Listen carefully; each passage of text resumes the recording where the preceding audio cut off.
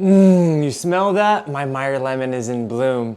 In this video, I want to give you guys a quick tip on how to increase the amount of citrus that you can get on your citrus plants, whether that is a Meyer lemon like I have, a normal lemon, a key lime, or a Calamondin orange. Any sort of citrus that you may be growing at home.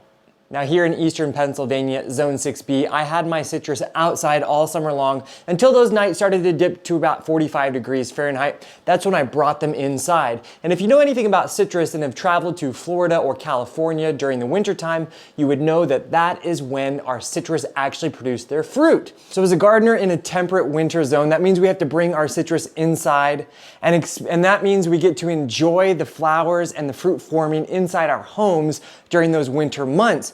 But with our plants growing inside the home, how do we actually get those flowers to pollinate? Because we all know from Botany 101 that flowers need to be pollinated in order for the fruit to form. And outside, we have insects, we have the wind, we have all those sort of things that make that pollination take place, but we don't have those elements inside the home. So let me show you guys how we can pollinate our flowers with our little hands to encourage that pollination, that fertilization to happen inside our homes, so then we can therefore go and enjoy our fruit.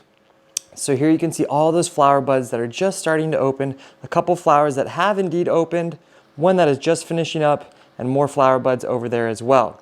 So whenever we see that beautiful yellow pollen, what we wanna do is we wanna take a little Q-tip, and we just rub that Q-tip around on that pollen, just as if we were the hind legs of a bee. Then we take that Q-tip and we take it to the pollen of another flower. So what we're essentially doing, we are acting like little bees by mixing the pollen from one flower to the next. And what that is going to allow is for fertilization to occur and the formation of fruit.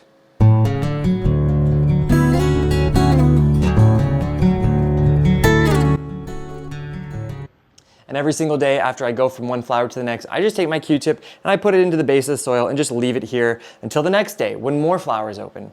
It's really that easy. If you have any further questions or comments, make sure to leave a comment in the comment section below. I always do my best to respond. And don't forget to subscribe to our channel if you're enjoying all of our plant-related content. And after you click that subscribe button, think about clicking the little bell to receive notifications every single weekend when we are uploading our new videos. Anyways, thank you guys for joining me here on Plant Vibrations. I'll catch you soon. Ciao.